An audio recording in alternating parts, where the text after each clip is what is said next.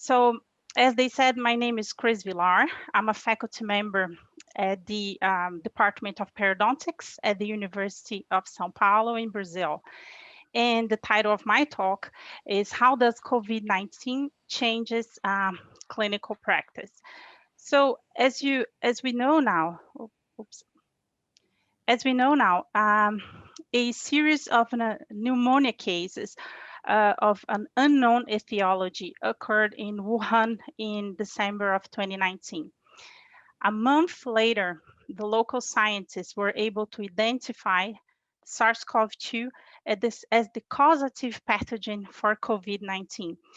And since the beginning of the outbreak, COVID-19 really spread globally, prompting the World Health Organization to call it a public health emergency and later on a pandemic.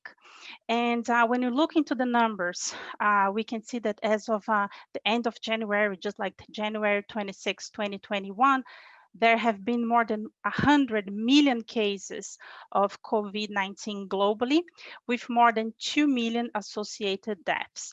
So this actually started locally in Wuhan, and as we know, is spread globally, and now we have like many cases throughout all the countries in the world. So SARS-CoV-2 gets transmitted primarily through what is called droplet transmission. And in droplet transmission, the transmission occurs through the respiratory droplets containing the virus, the SARS-CoV-2. And these respiratory droplets, they are released into the air when a person coughs, when a person sneezes, but also during daily basis activities, when someone talks, even when someone breathes. And these respiratory droplets, they span a wide variety of sizes. And based on their sizes, they can be generally or broadly classified into large droplets or small droplets. The large droplets are heavier, and because of that, they fall out of the air very close to the source, very close to the person that are releasing these droplets. And they actually remain suspended in the air for a very short period of time that ranges really from seconds to minutes. In contrast, the small droplets, they are lighter, and because of this, they can travel greater distances from their source, and they also can remain suspended in the air from minutes up to hours. And in droplet transmission, the transmission occurs through these large or small respiratory droplets containing the virus. And this happens when a person is within 1.8 meters from someone that is infected. And as I said, this is the main route of transmission for SARS-CoV-2. But SARS-CoV-2 can also spread through alternative routes. And in one of that, what is called contact transmission, SARS-CoV-2 can be transmitted by direct contact with someone that is infected. And the best example for this, it's actually like a handshake with an infected person if the person has the contaminated droplets in the hands. So this is a case where contact transmission can take place. And there also has been some good conversation about contact transmission through contaminated surfaces or objects. However, the latest evidence indicates that this type of contact transmission using contaminated surfaces or objects is very unlikely to be one major route for SARS-CoV-2 transmission. And the reason for this is, although SARS-CoV-2 has been identified, the genetic material of SARS-CoV-2 has been identified on inanimate surfaces, the attempts to grow on culture viruses that have been isolated on the environment, not in the lab, on the environment, they have not succeeded up to now. So what we know is you can find the RNA material of the virus close to beds of infected patients, to toilets, but the viability of this virus is very questionable up to now. So this is a route that it's putting a question mark. It's possible to occur through contaminated surfaces. However, it's very unlikely that someone will get infected through an object, a contaminated object. However, recently there has been a major change on how we understand SARS-CoV-2 transmission. And on October 5th, 2020, the American CDC has acknowledged the growing body of evidence that pointed out that under very specific circumstances, SARS-CoV-2 may also spread by airborne transmission. And so cases of transmission between people that were more than 2 meters apart have been reported. However, typically, these cases involved an enclosed space with poor ventilation. And in most of the time, this involves the past or the current presence of an infected person that has been producing respiratory droplets for at least 30 minutes. So you're very unlikely to get contaminated in a park, in an open space. However, in closed spaces like a gym or in a theater, you may get contaminated if there is someone producing droplets for at least 30 minutes and if the air circulation is not good. So this is a little bit of a change on how we perceive SARS-CoV-2 transmission. And SARS-CoV-2, as you know, it's a virus. This is an enveloped virus that is a single-stranded RNA virus. And to act as a pathogen, SARS-CoV-2 must enter the host cell. And the SARS-CoV-2 entry into the host cell involves basically two proteins.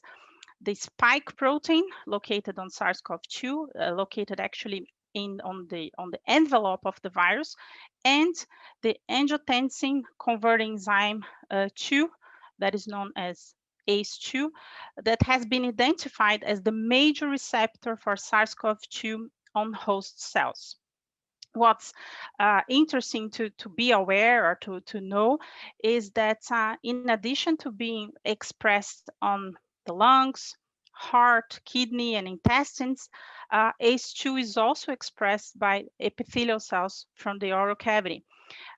Moreover, when we quantify these ACE2 receptors, we can appreciate that the number of ACE2 receptors is higher in salivary glands as compared to their numbers in the lung tissues, which pretty much suggests that the salivary glands may act as a reservoir for SARS-CoV-2.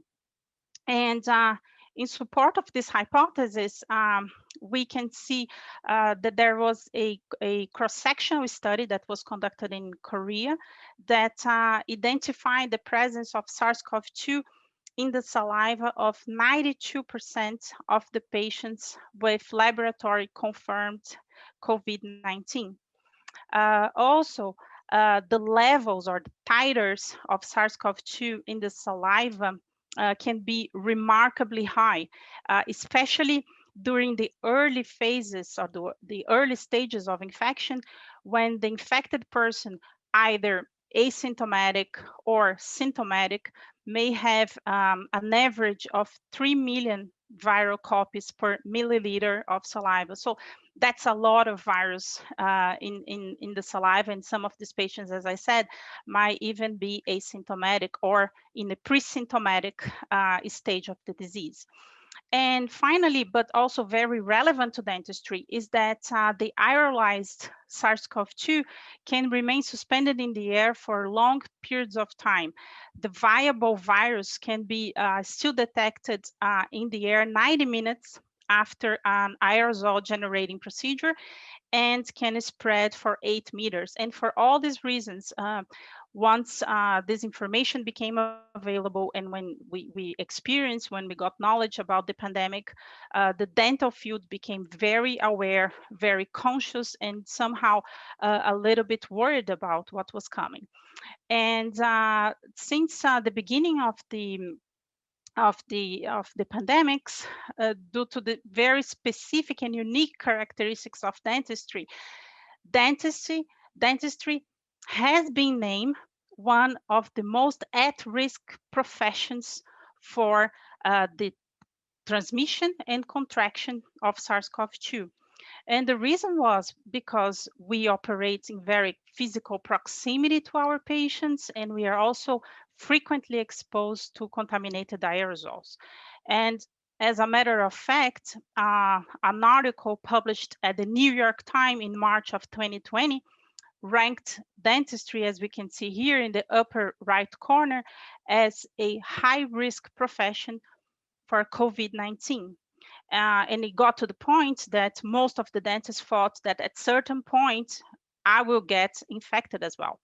However, the story not necessarily like this, and we have to be very careful when we look into news and conclusions like that. Because, for instance, this conclusion based on this article from the New York Times was based on other assumptions. So it was based on assumptions that were related to exposure to other diseases and the physical proximity that we dentists have from our patients. So based on this, dentistry was rated as a high-risk profession. However, this conclusion was not based on COVID-19 rates or prevalence among the dentists.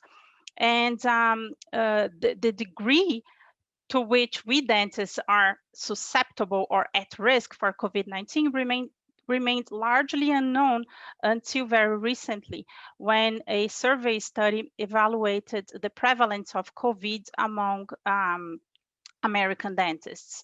And in this study, uh, um, more than close to 2,200 patients answered a web-based survey about COVID-19 symptoms, SARS-CoV-2 laboratory tests, and also questions related to infection control practices that were adopted in their private practices.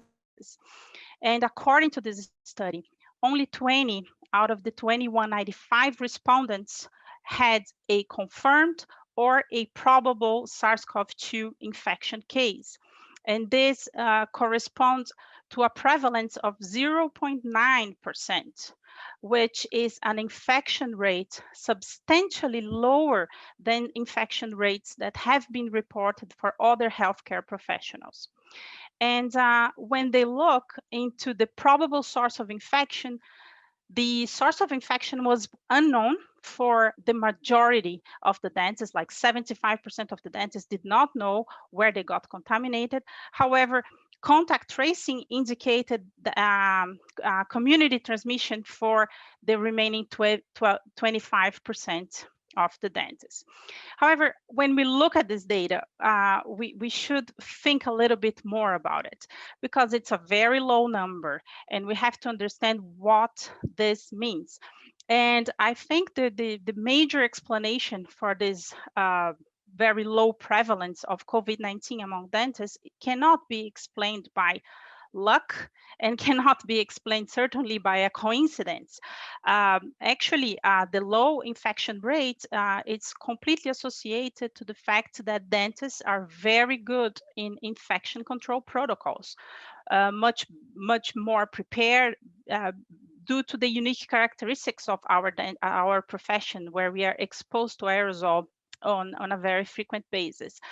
And this study showed that actually 99.7% of the respondents reported that they were using enhanced infection control procedures that had been suggested by the CDC, ADA, and other associations, including the pre-triage of patients and the use of more layers of personal protective equipment, the PPE, including the use of N95 and FF12 respirators for aerosol generating procedures. So based on this, we can conclude that the infection rate is pretty low among the dentists and that the current infection control recommendations are very effective to prevent transmission in the dental setting. So if we follow the recommendations, we are on the safe side. And this is a message that should be spread throughout the dental community and our patients as well. But since we got the beginning of COVID-19, the fear of cross-contamination was tremendous. But we have to think about that SARS-CoV-2, it's not the first pathogen to disrupt dentistry. When you think about the 80s, HIV really made us rethink infection control. And at that time, the implementation of universal precautions was not without controversy. However, eventually they became a standard procedure in dentistry, offering protection not only against HIV, but also against other bloodborne pathogens as well. And now with the SARS-CoV-2 pandemic, we have implemented new infection control operational practices that are more strict than the ones that we had before. And it's very likely that some of the changes that we are experiencing right now may become a standard of practice in the future. And if that happens, they will certainly help to reduce the spread of respiratory infectious diseases, including, for instance, just a seasonal flu in the dental setting. It may bring a new level of sophistication in terms of infection control. And it's probably very likely that our patients will also be paying a very close attention on how we deal with infection control in our practices. So this is something that we have to keep in mind. Since the beginning of the pandemic, the fear of cross-infection led many regulatory agencies worldwide to urge us to postpone elective treatments and to provide only emergency and urgent dental care. But what is interesting to see is that even the emergency care got impacted by the COVID-19 crisis. And the first study that reported that was a study that was conducted in China that compared the profile of 2,500 patients that were seeking for emergency dental services either 1 month prior to the beginning of the COVID or at the beginning of the COVID-19 pandemics.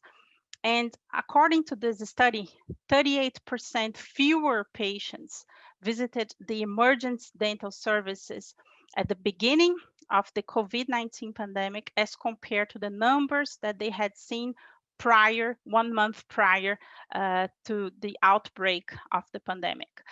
And they also noticed that the patients that were coming and visiting the emergency services during the pandemic presented more severe symptoms, more severe disease, and they also noticed based on that a alteration, a change in the distribution of the dental problems.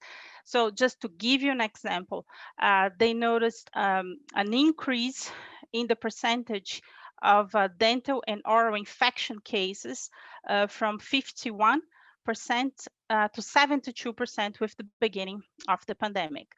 At the same time, they also saw a drop in the visits associated with non-emergency cases. So these cases represented broadly 18% of the dental emergency visits.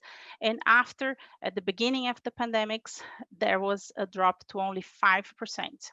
So they saw a change of patient access to the dental services and the profile of the patients that were coming as well. According to a report study based on 155 patients that used an emergency dental clinic in an academic institution in Boston during the beginning of the COVID-19 pandemics, the most common dental emergencies were severe dental pain from pulpal infection that accounted for 27% of the clinical encounters, followed by the surgical postoperative visits, accounting for 13% of the clinical encounters, and tooth fracture, 12% of the visits in a global view. And the most common dental treatment was dental extraction, accounting for 13% of the procedures that were performed during the beginning of the COVID-19 pandemic. A similar study made a report based on 884 patients that used the emergency dental services in London at the beginning of the COVID-19 pandemics. And this study showed that 70% of the patients were referred to the emergency services due to pain. 21% of them came with swelling of the face, and 8% of the patients were referred due to dental trauma. When they look into the most common dental procedures, dental extractions again were the most common procedures done during the COVID-19 pandemics. And if you look into the numbers, 82% of the patients were treated with a dental extraction. The remaining patients were treated with other procedures, including 8% of the patients that were just clinically assessed and medicated if needed, and 5% of the patients that underwent root canal therapy. And this group as well reported that close to 90% of the dental extractions were done without the use of a surgical handpiece. And this is a point that I'm going to go back to that in the next two slides to discuss a few aspects related with this finding. Finally, a report based on the perception of a small group of Canadian and American dentists practicing both in private practice and in an academic institution showed that the patients that were coming to the emergency services during COVID-19 pandemic, they presented more severe disease. In addition to that, this group also reported that this patient, that they observed an increase in the number of extractions and a decrease in endodontic therapy acceptance rate. So basically, to give you a little bit more of details here, they show that while 4 out of 10 dental emergency patients were treated with extractions prior to the COVID-19 pandemic, 8 out of 10 patients were treated with extractions after the beginning of the pandemic. And when they look into the endodontic treatment acceptance rates, they saw a drop on this acceptance. So while 1 in 2 patients would accept an endodontic therapy prior to COVID-19, only actually less than 1 in 4 patients accepted endodontic treatment during the pandemics. So a real change on how the patients were treated and how were actually the preferences that the patients demonstrated towards the dental treatment. This group also reported something very important, reported a higher complication rates in the extractions that were conducted during the pandemics. And this happened because they were not allowed to use surgical handpieces during the extractions. And they reported that most of these complications were sinus communications, fractures of the buccal bone, and root fractures as well.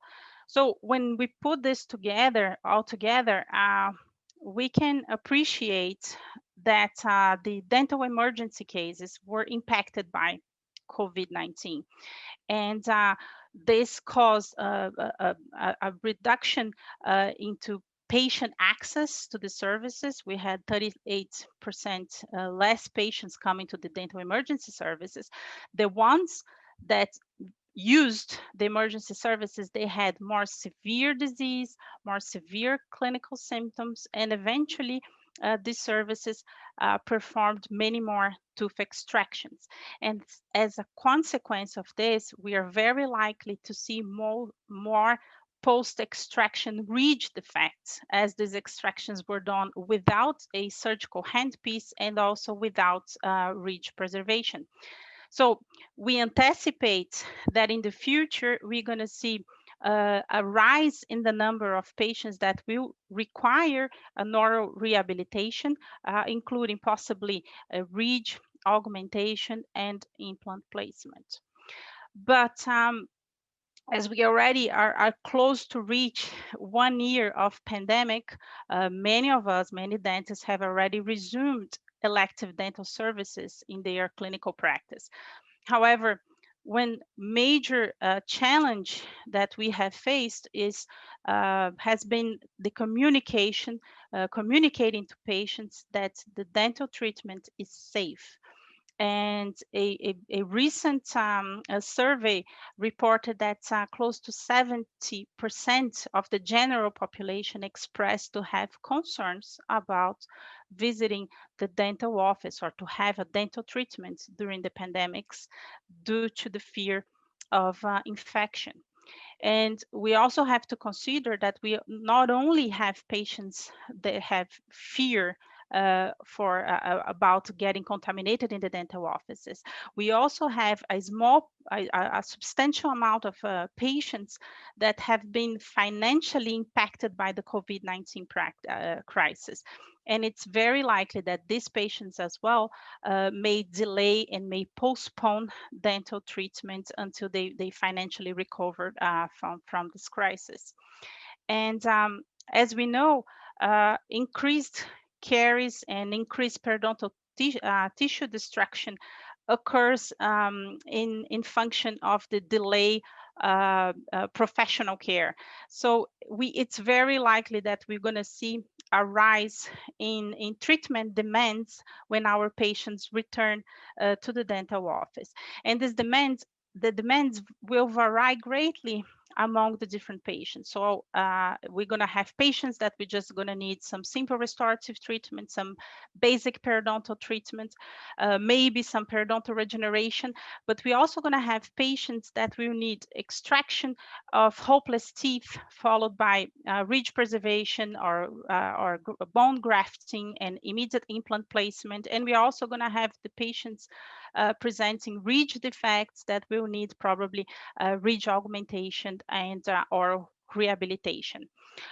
So we're going to see greater treatment demands in the future. And the question that remained open is when the patient will prioritize and resume the dental treatment. It will take time, and it's very likely that the time will be different in different countries, depending on the vaccination programs of the country and depending on the economy bounce back of the different countries. So what we have to think about is that this is not the first time that the humanity faces a health and a financial crisis. But every time that this happened in the past, if you're looking to history, the society, the economy, and the health services, they have bounced back stronger, wiser, and better equipped to deal with future challenges. And the same situation is going to happen with dentistry. And once things get more stable from the point of view of infection control and from the financial point of view, we're going to see the patient trends bouncing back to the levels that they were prior to the COVID-19 pandemics. So I thank you for your attention. And here's my contact information for the ones that would need some have some questions and would like to get in touch in the future. So thank you for your attention. Thank you very much, Cristina. What a great lecture. I'm very impressed, very comprehensive, very logical also at the end. And I think your prediction that, of course, the bouncing back will come, that's no question. Now, since you're a little bit late, oh my goodness, what happened to my camera? So then let's go here. And we have to change this a little bit. So, yeah, we'll see. I have a general question. You see, okay. Since you're in Brazil back now, you see, how is the situation in Brazil from COVID-19 in pandemic situation? Well, unfortunately, our federal government has failed to communicate to the population the real situation of the pandemic. So there's a lot of denial here, and we are also very short on vaccines. So up to now, I think we have probably 14 million doses, vaccine doses. But we would have to have close to 420 million doses to vaccinate the entire Oh, population. So the estimates is that we're going to have a full vaccination coverage by the second trimester of 2022. okay, but it's very similar in Switzerland. You see, we don't have enough vaccines, and this is a huge demand, and the companies Yes. cannot really satisfy it. Now, we hear a lot about this mutant virus from Brazil. What can you tell us about this mutant? You see, is that really more aggressive, more contagious? I mean, what can you tell us? Okay, it's this is we are learning as we are going, and it looks like that the Brazilian variant not only spreads more, but it's also more aggressive. Well, So in the Amazon, in Manaus, in the north of the country, we even started to see children being affected with the clinical manifestations of COVID-19. okay, okay, And that's not vaccines very. might not be as affected as the with the original SARS-CoV-2. Okay, now that means you see, nobody really knows what's going on. What do you No, personally think? When do we see the trend breaking and we are going back to normality? What do you think? 2022. Oh my goodness, you're not very optimistic, you see. No, no. I think until we don't have at least 70% of the population Yeah. vaccinated, Mhm. it's going to be difficult to prevent these waves. So we have countries already stating the third wave already. Today I read something about Good. Portugal, unfortunately, going through this. And I think we're going to see, like, Brazil never left the first wave, and we already entered the second Mhm. wave with more than 1,000 deaths per day. So I think now we have 1% of the population vaccinated. I just hope that we can achieve the 70% benchmark before new and more aggressive variants get spread Develop. out. Yeah. Good. Thank you so much. That was Thank you. most interesting. I gonna send an email to David and tell him he can be very proud of what you performed here. Very Thank you. comprehensive. I'm most impressed. Thank you very much. Thank you very much.